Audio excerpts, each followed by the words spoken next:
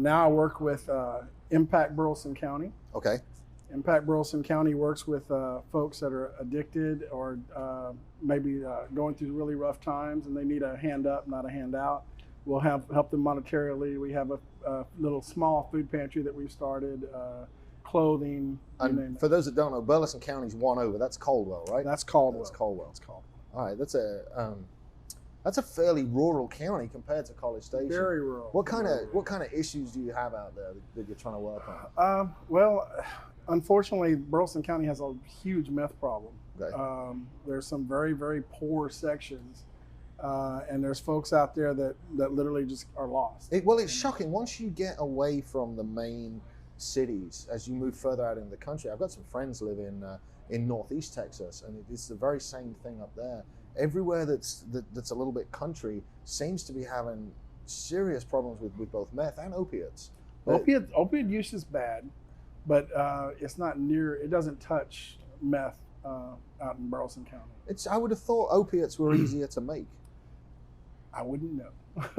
I'm just going off. But I know that a lot of meth is coming up from Mexico now, and it's actually cheaper from Mexico than to make it yourself. So forgive my ignorance, because I didn't know meth was manufactured and imported. And actually, I'm still of the impression that meth's made in a bathtub in a trailer house somewhere in the back of the woods. It could be, but like I say, right now it's so cheap that. And the problem with meth is, and I tell people this all the time: you take it once, you're addicted. There's no let me try this. Let's be recreational about it. You take it once, you're going to be addicted to meth. It's got some of the similar crazy. It's got some of the similar physiological addiction effects of heroin and things like that, where you have a actual physical addiction. It's not a mental thing. It's, your body can't function without it. Absolutely. And it tears your body up. Yep. You fall apart. Your teeth rot out. And it might be a question for Alex, the chemist, who isn't Mike today, but it's so strange to me how one interaction with one single substance can actually just rewire your body physiologically, like just overnight. Absolutely. But there's some genetic dispositions to addiction too that they've started to find, where some people have the ability to start and stop things, and it becomes a choice, and some people just can't. They have that super addictive personality, and for a long time we attributed it to self-control. Right. You can't stop doing this because you don't choose to, and we've showed genetic links that they cannot do it. It's not physically possible. I don't understand that, because I have the psychological determination to stop drinking alcohol, and yet I still have a problem with doing stupid stuff. Yes, you do. Risk taking, for example. And it's just like, do you have an addictive personality? Well, where we get our endorphin fix is, some people get it from exercise endorphins, some people get it from drugs, some people get it from relationships, some people get it from monetary wins, from gambling.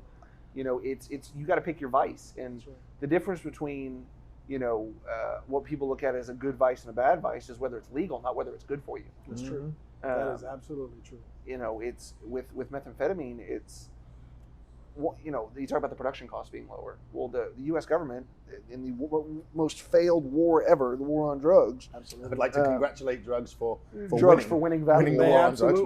Well done. They absolutely won. But they did such a great job of controlling the components, but they didn't control the ability to import it. So you talk about it being cheaper to import, and God forbid you got the sniffles, and you got to fill out 14 forms at the pharmacy to get pseudoephedrine, but it doesn't mean they can't buy it out of China and ship it in the container load to Mexico. Yeah. Because it's not regulated the same way. And so you think it's going to go, like, we're going to ban in the States? I don't see that happening. I don't know. Every time there's a mass shooting, everybody always blames the AR. But right. Like I said, handguns kill exponentially more people every year than hand.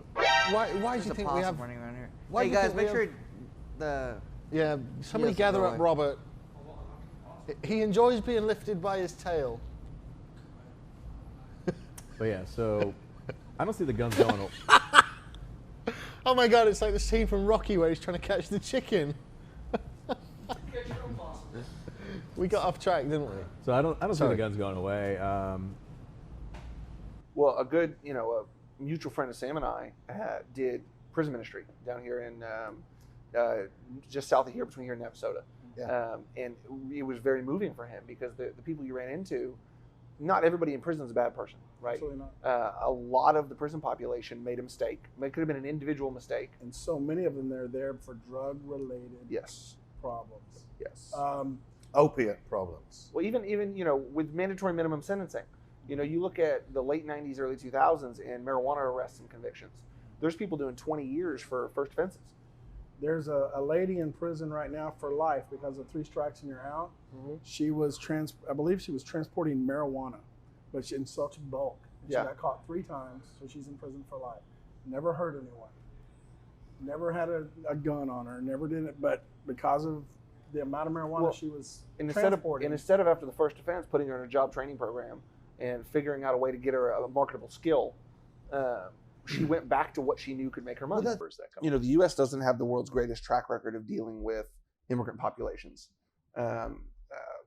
Everybody seems to forget about the Japanese internment camps under FDR. That was a rampant media scare for the start of the war, Yes. and they came out later and said that they did not think that there was a threat, but it was absolutely fear-driven. Oh, absolutely fear-driven. But you find me a history textbook that has it in it.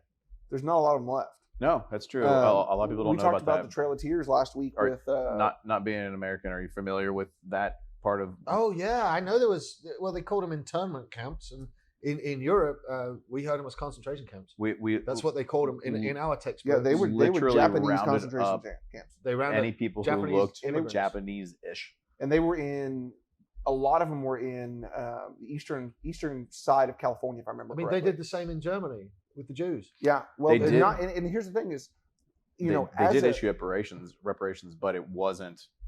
it doesn't make up for it. It doesn't make up for it. You can't. That's like saying, this is gonna be a really extreme example. That's like saying, you killed somebody's relative, but here's $100. Sorry, here's some money. Stay quiet. You assault somebody. Here's some money. Stay quiet. It was a lot for like lost wages and things like Yeah, that. But it wasn't.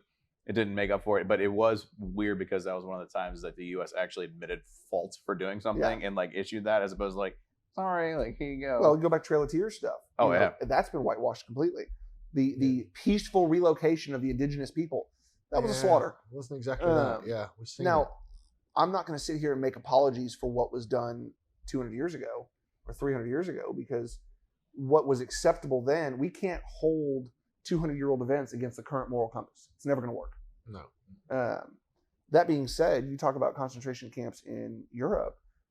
Being Jewish, it wasn't just the Jews that were persecuted. Yes, we were the largest group, but you had the Gypsies, you had the Slavs, you had. Yeah, but nobody likes gypsies. Yeah. I mean, Nobody liked Jews either at the time. we get along. I mean. Right, but it's scary to me, the resurgence of anti-Semitism in the U.S. right now. Why can't we get 20 of the smartest people that we know in the room together, put together a coalition, a board, vote on it, done? Right. Why has it got to be one dude at the top with the fucking gold hat on going, well, I'm the president and I decree this? Can we move away from that? Are we at a The point where... president doesn't really have that much power either. More of a figurehead. Yeah, it's, Yeah. More, it's like the Queen of England. They don't have any really. You don't think she's say. got power? You're very much mistaken. Really? Oh, Well, influence. no. Really? Like pure power. The city of London is a separate country. It is literally a separate country, right? Like the Vatican? No, yes. Exactly like that. You've got 1 square mile of the city of London that's a separate country with its own separate police force. You do not fuck with the city of London. So Is Brexit going to happen? Because I would be willing to bet that without some serious skin in the game from the general public, I think that Britain's going to be kept in Europe. I think they're going to reverse that decision and say, you know what? Sorry. Just kidding. Yeah.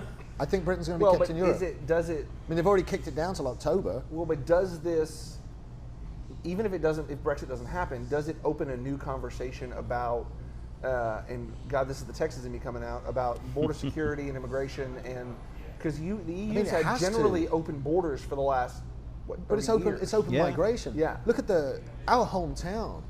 What is the hardest working social class now in our hometown? You think of the biggest The biggest businesses. employer, the biggest hustlers. Who's running the hand-operated car washes? hate Who's to working say, at the really. factories? They're all Eastern Europeans. They've all been let in on the European directive, and they work harder and they work smarter than the locals. And the locals sit and complain they don't know anything about Well, it. but that's kind of what we run into here. As much as we have an immigration problem here, a lot of the people, the majority of people, are coming here because the standard of living here is so much higher than what they're Exactly. used to. If you make the internet a utility, if you make it an inalienable right, you have the right to access to the internet. Well, that also means that you've nationalized it. When you nationalize something, you get into control of it, and you get into the China situation on the big end. And, you know, that's a slippery slope argument, right? But China has its own Google. China has its own everything, and what you can search for and not search for in Google in China is heavily restricted. Right, but you know, Google, you can search politicians on Google and you can search politicians on Bing, Yeah. and you can get completely different stories depending on Google absolutely is censoring news articles adultering their results. in their search results, yes. And we know you're listening, Google, and we're terribly sorry for upsetting you, okay? We're not. Well, I am. I don't want to get on Google's I, for one, bad welcome side. our new Google overlords. I think they're great, yeah. But